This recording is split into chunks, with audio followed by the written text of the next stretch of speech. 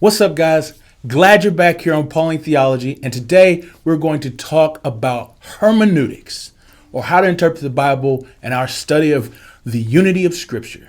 Now, if it's your first time here, I'm glad you're with us, and I hope you enjoy the study. So let's jump right into this thing. Now, I want to talk about a few things when it comes to interpreting the Bible. And to be honest, it's a lot easier than many people maybe think. The Bible has what people call a plain sense meaning.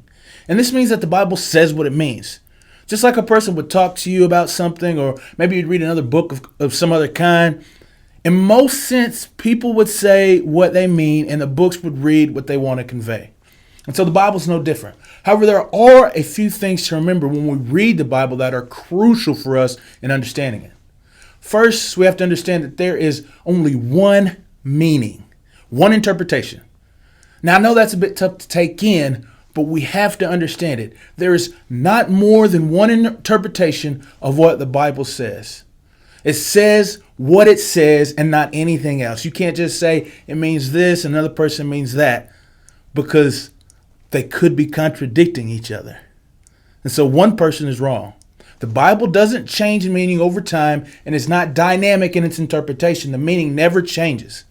Now, a person can gain several applications out of that one meaning, and that can continue to change as the context and the situations changes, but the word still only means one thing. And the one thing that the text means comes from its author. So what's the author really meant when he wrote it is what the text means. So think about it this way. When you say something and someone kind of takes it in a way that you didn't mean, especially today in this world with social media, people like to pick small phrases out of large speeches to say that this person said.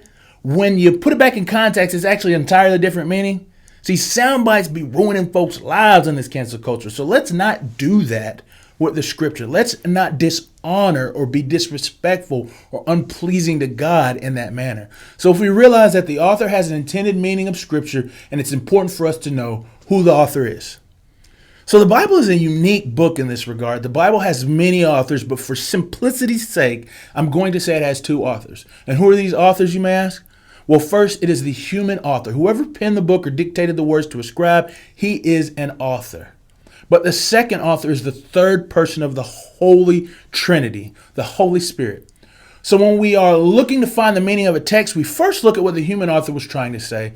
We see what the human author's message was to whomever he was writing. And then we look to what the Spirit of God was saying as well. So we start with the human intent first, because the message that the human author was saying has been set into a time and a place which he spoke to the people of that time to deliver a message that God wanted him to deliver. And any message that speaks as a timeless message or a word would never do violence, contradict, eradicate, or deny what the human author was intending to say. And this is because the Holy Spirit is the one that told him to say it. So to understand a deeper, timeless meaning, we must understand the human author's intent when he was writing these words. So let me tie these two principles together through some scripture. That there are two authors, and also that the Bible only has one meaning. In a letter that Peter wrote to a church, he said, no prophecy of scripture is one own interpretation. And this means that it's not a bunch of different meanings. That there's not one thing you can say, another thing that you can say and be like, yeah, I think you're right, and I think I'm right. And no, there's only one meaning. And he continues and says, for no prophecy was ever made by an act of human will, but men moved by the Holy Spirit spoke from God. And so it says that men or human authors wrote with their own feelings, education levels, skill sets, but were all superintended or guided in a miraculous way by the Holy Spirit. And that's crazy, dude. That's amazing. And I don't want to tell you that I fully understand how it goes, but I do want to say it's amazing, and it's absolutely true. So after taking those things to heart, there is only one meaning of the text, and that the author, and that meaning comes from the author, both God and man, which God moved the man. Then the question you may be asking is, how do we arrive at the one meaning that God intends for us to take? Well, we do this using a hermeneutic method, which is just a big word of saying a way to interpret and understand the Bible. And this way is called the historical, grammatical, literary, theological hermeneutic. So basically, we look at the Bible through those four lenses. So first, we're going to look at historical. Now, this means that we look at who the author is and the people that the book was intended for. And then we see what the culture of that time was like, what they did, how they acted. And next we see where they were geographically, like were they by mountains, were they by the sea, or maybe in the desert. And also we take time to look at what season they were in. Maybe it was like the rainy season, the drought, the winter, or the summer. Because all of these factors can play into why the author said what he said in the message that he was trying to convey to whom he was trying to convey it to. So let me give you an example.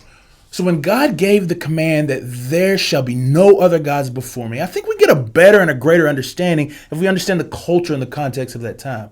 So in that time, there was a pantheon of gods who would stand before each other to gain counsel, and they would talk to each other back and forth as what to do in regards for any given situation. But God staked his claim to the heavens when he said, no gods before me. He was saying that I don't counsel with anybody. And what I say goes. I need no help. Yahweh is God alone. So next thing to look at in studying the scripture is the grammatical language usage. What's the sentence structure? What particular words does the author use? And not only what is he writing, but also what he's saying. And recently I just read a book that kind of explained it very well.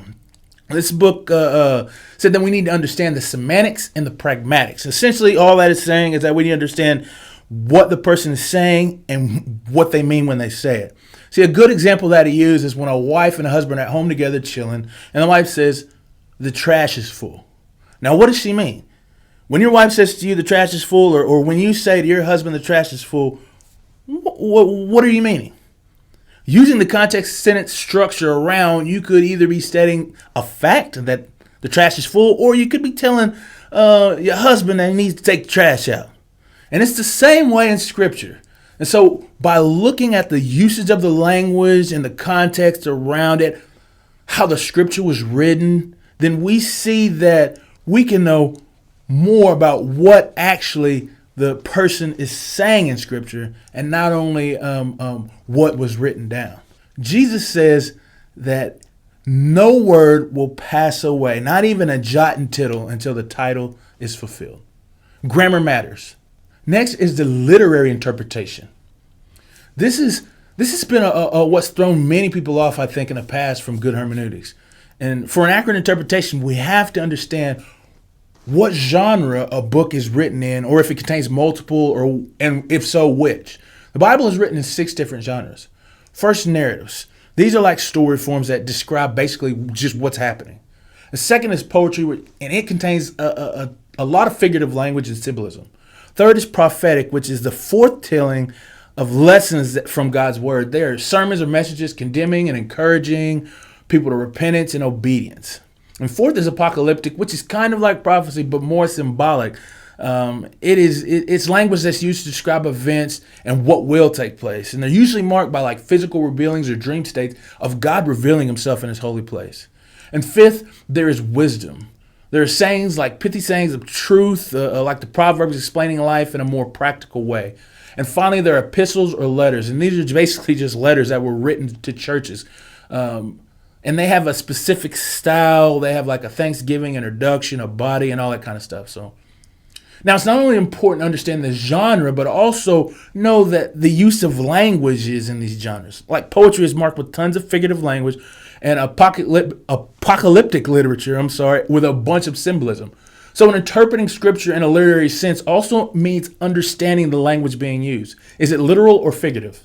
And literal means what is it saying, and figurative means that it's using words to show imagery. And there's many different use of figurative language in the Bible, and I could do an entire video on that, and I don't have time to do it now, so if you want one later, you can.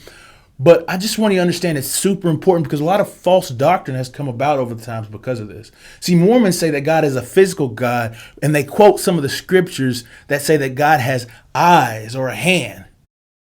But if that were true, then God could be a bird or a dragon because he has wings and breathes fire as well. So understanding the use of literal and figurative language is absolutely important.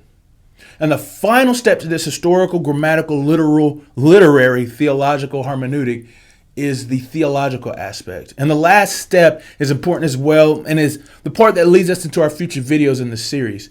The theological interpretation of Scripture is seeing all of Scripture as a unity and how it fits into God's purpose. Kind of like thinking, what is God moving towards? What is His goal for everything?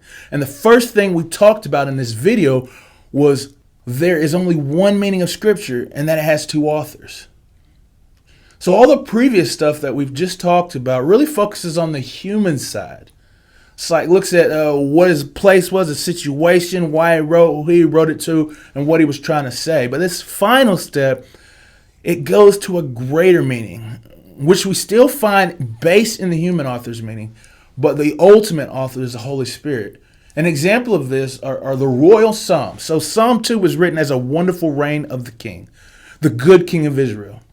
However, when we look at the qualities and the works of this king, we see that it's not merely the king in power at that time, but speaks to a greater king, a future king, the king of all the cosmos, and that's Jesus. So as we study these different theologies, they'll show the unity of Scripture, and they'll employ this hermeneutic method to interpreting the Scripture. And this will help us to understand how each system comes to tell us the ultimate purpose of God through the Scripture. And as we read our Bibles, this hermeneutic should also inform us how we should understand and interpret Scripture as well. I know that looking at all these different things takes up a lot of time.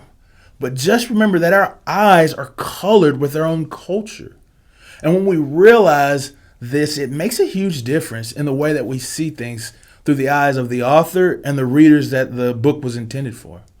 In my Hebrew class, we learned a word, midbar. It has a couple of different meanings. One is wilderness and another is desert. And I wondered how these things actually connected and related, but I just went on until one of the students actually asked the question. And the teacher asked, does a wilderness have trees? So he sat and thought about it for a second. And she's from Arkansas. And so she says that, yes, wilderness have trees. And when we think about it, because we talk about the wilderness as growed up weeds, uncared for shrub, it's just growed up everything and get nasty. But he said, no, wilderness does not have trees. Because in Israel, the wilderness is the desert.